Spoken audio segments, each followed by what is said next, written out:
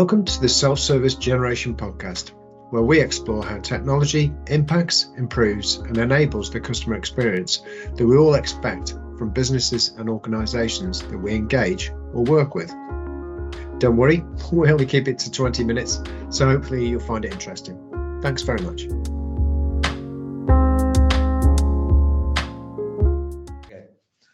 Welcome to today's episode of the Self-Generation podcast. Today we're going to be talking about logistics. But before we do that, I think it'd be a good idea for us to do the usual health update from the the team. How are you getting on, Steve? Yeah. Well, you're sounding croaky today, mate. So I would hope our audience picked up on that you're feeling a bit croaky today. I usually sound a bit hoarse, but this is next level, isn't it? That's right. You're all right though. Yeah, I'm good. I think I keep talking previous times about, I know maybe we need to cut down on the exercise to stop hurting yourself, and I'm now wondering whether this is the impact of not doing enough exercise. That's right. Yeah, absolutely. I'm hoping to get back to 5-a-side on Monday. Good. Test my wrist to see if I can actually stop a ball without losing my hand in the process. Well, and I've had the physios give me the all clear on my hamstring, so it's healing well. So I did a little trot the other night and that was okay, but I've got to do just very small, short, very frustrating runs, because I want to go. I can't go because I can only do little bits. I've been told not to do too much for the next couple of weeks. Yeah. So I've got to be very careful in my training, but I've got the all clear. So at this moment in time, apart from recovering now, I'm fit. Been able. We are both in a very good-ish physical state, which is This is a novelty for the podcast. I think it's actually it's the first time. Yes, it's good. It's good. So we'll see how it goes. So we'll be superheroes by the end of the series. So that'll be so fit, ripped, hench. Is it? Well, I'm a bit of a stretch. I'm not sure my craving of donuts will allow me to ever be ripped, but we'll see how we get on. I have got quite a good metabolism, so I can tend to demolish quite a few donuts without having a massive amount of effect. But quite a stretch. Yeah, but you still have a sugar addiction that you've got a problem with. Yeah, that probably is the problem, to be honest, more than anything. No. And the fact I have shakes for lunch, so I need something a little bit more solid to eat. Oh, right. Yeah, that's not good, is it? Yeah, I can never get over that. Not my bag, mate. Not my bag. It's fine.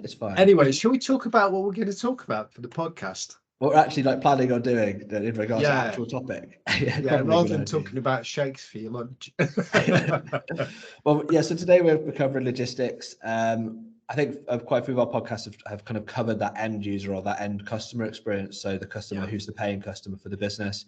I think there's also a customer that we need to consider, which is the customer that's within the business that's using the technology that business is developing.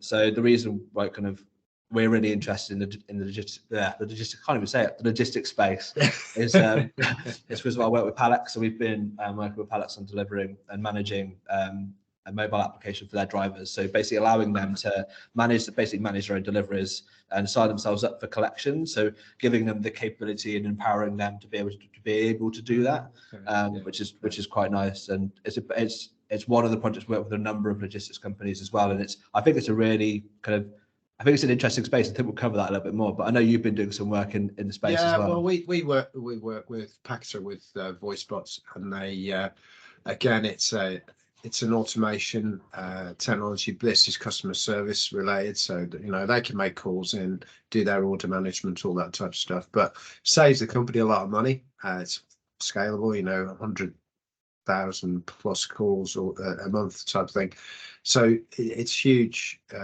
numbers, but huge cost savings, and it's the normal stuff, but the logistics bit, we're all get touched with logistics, don't we? I mean, God, how many times, because we work from home a bit and stuff like that, when you're working from home, you get all your packages delivered to home at that day, don't you? My God, the doorbell never stops ringing. It's like a distribution centre in its own right, our house turns into. It's crazy. Well, it's all right for you. I work from the office. I come home and have to battle through an assault course of boxes as I get into the house. So, that and buggies. So it's usually a surprise when I open the door. I never know necessarily what I'm going to get. There is lots of change in this. There is lots of change in this space, and obviously you've got the big players from a delivery point of view, but you've also got that kind of, we could keep talking about it, that kind of that last mile delivery, or that access to delivery is changing. Obviously, there's a whole element around the work that's going on with lorries and autonomous lorries, which I think we're still kind of a bit far away from at the moment. But in an intermediary space, we are seeing companies setting up to be able to allow you to order a delivery person the same way that you would order an Uber. So there's a company in Plymouth that's doing some work, a company called Shift, who have a platform which allows you basically order a man in a van, like on platform. Oh, right, that's cool. So having that direct access to be like, actually, I need to get some stuff shifted, and being able to literally just go in, kind of order and get them to come to your door is kind of really kind of empowering people to be able to do things for themselves. See, that's a really good idea, isn't it? Because the thing is with that, you know, it's something that you use occasionally, but it's the right pain to try and find, isn't it? So if you've got that thing, so if you've got this Shift app or you know, that platform to be able to just lift and do it, then that works really well. I mean, actually, there's a site I use a lot for parcels called Interparcel as well, and that's literally a bit like an aggregator for parcels. You know, so you have an aggregator for insurance companies like MSM and CTM and all those people. And those guys, you know, they pull all your quotes together. Well, these guys just pull all your parcels together and give you a quote. So then you could choose from any of the parcel people to get a parcel done. So you can use Parcel Force if you want to, and it is in the list, but you don't have to. You can, as a person, you can just order an UPS and it comes and collects it for you. You know, which is something you didn't do before. You know, people are quite funny with their delivery firms. I know I'm quite into my board games, and I'm in quite a few of the board game communities, and a lot of the condition of the box when you buy something new is quite a big deal in that community, because because obviously resale value and everything. And there are a few firms, and I'm not going to name any names, that do tend to get avoided because they're concerned that the box might not only be damaged but wet when it arrives. What, every time would that be? Every time? It seems to happen an awful lot. But it's an interesting growing space. Like that back down to the point of like creating technology which enables people to make smart choices, allows people to choose the action for them, and that platform allows you to pick the provider that you trust. So it's kind of it brings that empowers the customer to actually be able to make that decision for themselves. Yeah, well, this is it. I mean, look, this whole podcast is about self-service, and that's part of the course that you just should be able to do that for whatever kind of service you're after. And it is tricky. Sometimes you can't do that, and then you can't interact with those businesses, or it's hard to get that service because it's a service that's Shifter offering, which is that man in the van on demand, you know, which is cool. You know, that's a really cool thing. And it's always that thing in it, the last minute. You either have to plan well ahead, or you just go, oh, we need to get rid of this desk. You know, I'm in the science park and there's always desks up there because people can't be bothered to get them taken away. So they go, there's a desk for free if anybody wants it. And you know, it's because it's going to cost them more to shift it somewhere than it is to just give it to somebody. You know, and also it means that those other marketplaces as well. So if you think about Facebook Marketplace and other marketplaces, they like with an organization like Shift, for example, there's an extra cost to delivery, but it means that it makes those people who don't drive, it makes those marketplaces and those platforms a lot more accessible to them as well. Whereas it becomes a challenge sometimes getting access to that content. And if you're buying a desk and you're getting it for free, then paying the delivery charges kind of becomes almost in your head becomes the cost of the desk. Yeah, well, it is. But also the fact that you can get it done, because again, it's just such a pain, isn't it? You could go and hire a van and do all the hassle that's that, and then have to take the van back, then have to get back from when the van, you have to drop it back off and all that. You know, all that's actually cost that's hidden, because then now you're going, we'll have to get a bus back from there, or or you'll have to come in with me, and that's fuel or parking or some nonsense. You know, all that is a pain. Whereas if you can just get somebody to pick up the desk, because you can drive, but you haven't got a car big enough to stick it. I mean, the desk's a big thing, you know. try and get that in a normal car is actually quite tricky, no matter how big your car is. And even better if you don't have to take it apart and put it back together again. Well, ultimately, back to people are inherently lazy, which ultimately brings back in that I'm not going to say lazy. People drive for efficiency. That's what we'll go with. Drive for efficiency in everyday life. So that's ultimately why technologies exist. Like why we have washing machines, why we have tumble dryers, why we have these bits of technology that allow us to get the jobs done, so we're not having to do them, and we can get on with, I don't know, going out and getting a haircut or going out playing football and having more of that socializing time. If you can be able to pay a service which basically says, look, here's the item, here's the place you're going to pick up from, here's going to be delivered. Like, how much time are you saving personally to then spend on other things? Yeah, I know. Well, that's it. Well, look, that's what we do, isn't it? That is exactly what we do, because we didn't have that spare time, but our spare time is now most precious to us. It's superbly precious. And I think, post-pandemic, that's even become more sharp focus in the fact that time is precious. You have to make the most of it. It's quite interesting. I was just thinking while you were talking about the shift stuff, the next stage is to order an autonomous vehicle and get the autonomous vehicle to deliver something to you, or to actually go and pick something up. I'm just wondering how far. A few years ago on CES 2019, I think it was. So CES 2019, the Continental, the tire people, had a whole demo with an autonomous shuttle, they called it. There was just a self-drive vehicle that had in it a load of Robodogs for the last mile delivery.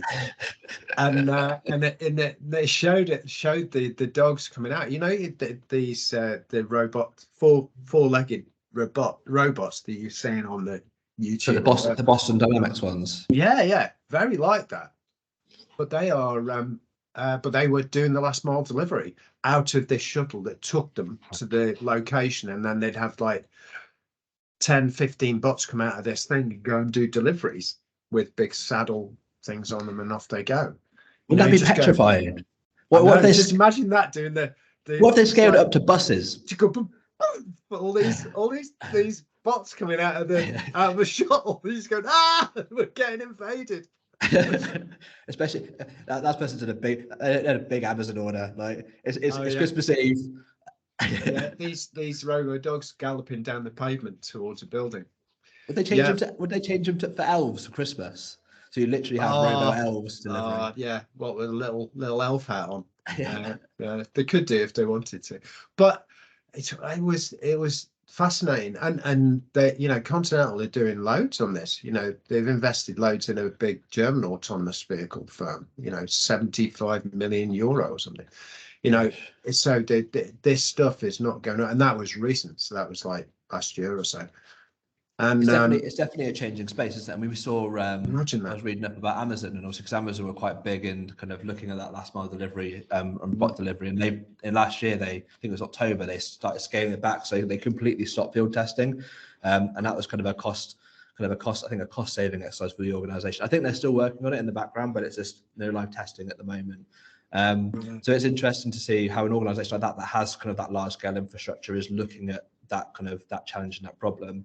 I saw a video on Instagram, I think it was yesterday or the day before, where someone had made their own kind of RC robot, and they run out of fish food, and they basically have an RC robot which has a box on it, an automated box. It's got a camera, no microphone, no speaker or anything, but has a microphone so they can hear what's going on, has a camera, and has a box that they can autonomously open, and they sent it over to the shops with some money in. And a description of what they wanted, and they got the camera to nod when the person agreed because they picked up the right thing from the shop, and they followed the person around to the front. They opened the door to let them take the money out and pay for the thing, and then they drove it back home. And I'm wondering whether that's rather than these organisations having to, and it's almost the opposite. You own your own delivery model. So rather than relying on all these firms to like shift parcels, because ultimately, okay, Amazon at the moment is doing they are doing groceries and they are doing other things, but they're all in different places. The groceries will come from Morrison's or another supplier. If you had your own delivery vehicle, you could literally go, right, I really need to get this, and this. You can pay for the shopping. You pay for all the shopping on app. Or online, and then you send your robot out to do the picking up. So there's no cash transaction that needs to happen during that point. Your robot goes out, picks everything up for you, and brings it in. I suppose so. I think the problem with that is that then it's the minimal use. You'd have to rent it. You'd have to rent it and have a shared access to something like that. Like a neighborhood one. A neighborhood grocery bot, and you still be ordering a slot. It's a bit. Yeah, I don't know. Those use your convenience a bit, that, don't you? You know the Uber Eats and stuff like that. In the big cities and stuff. Those are all operated out of black sites. So when you can get an order out of within an hour, then the investment in that last within an hour kind of delivery is that there's big buildings that hold like Waitrose food and all the different vendors, and then they deliver from that spot. So they're already close. They're already within that last mile, if you like. And they'll get it really quickly. And there's a massive investment in that stuff, which is, again, seems bizarre that we are so insistent on having something within that period of time. You just go, wow, really? That is, you want something within that hour. It's crazy. Hey, if it's pancake day and you've got no eggs, what are you going to do? Okay? Plan ahead. Well, for people like me who I don't have a great memory, like even making the list, the first time you can miss it could be a bit of rain that wets your list and you haven't got it, or it could be anything. I know I probably should be using an app for that. Don't even get me started. But there's forgetfulness is a thing. Yeah, I don't know. I don't think this is a particularly green message you're sending. This is true. That's whatever energy is used to get those eggs to you is not, those eggs are not green. The free range bit's been lost completely, hasn't it? Depends if it's saving on the car. If what would my option be before? I'd have to get in the car. I would get in the car and drive to the shop just for eggs. So I could walk. Probably... let's go back to the top of the show where we were talking about the exercise and the sugar addiction. You could actually walk to the shop. That is a valid point, and that would probably allow me to eat more donuts as well, because I'd be able to burn more pancakes, which was the subject.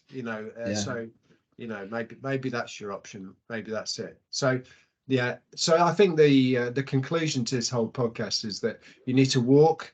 Don't use any automation. And just go and use your own legs, use your own automation. Use the machine. Use the machine I've been given, but I think that's a bit probably being a little bit too positive about my own body, to be honest. Saying I'm a machine. Exactly. Oh dear. But there's loads of stuff out there. But this logistics thing is, it's absolutely crazy. You just see we've got that DC and Plymouth, and the amount of vans that are coming out of Amazon there is just amazing. It's crazy stuff. And it's interesting, it's interesting to see how technology's changed that space. I think we're as nature, we're always going to be looking and exploring more into regards to how technology can impact these businesses. Our next podcast that we're going to be looking at is going to be looking at those potential use cases for ChatGPT, which is obviously massive at the moment, especially with the launch of GPT-4. So I think, if you found this interesting, entertaining, then make sure you subscribe. And kind of so you can hear more of our madness and our mad rants about technology. Hopefully a brighter look at the future and our complaints on our self-image. And then we can carry on entertaining you. I think that'd be a good thing. But thanks, Steve. Thanks for your time. No worries. Thank you very much. Thanks, everybody. Thanks, everyone.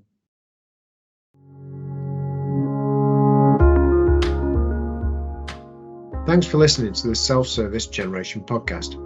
We hope you enjoyed it and found it interesting. Look out for more in the series where we take deep dives around specific challenges in this space. Until next time.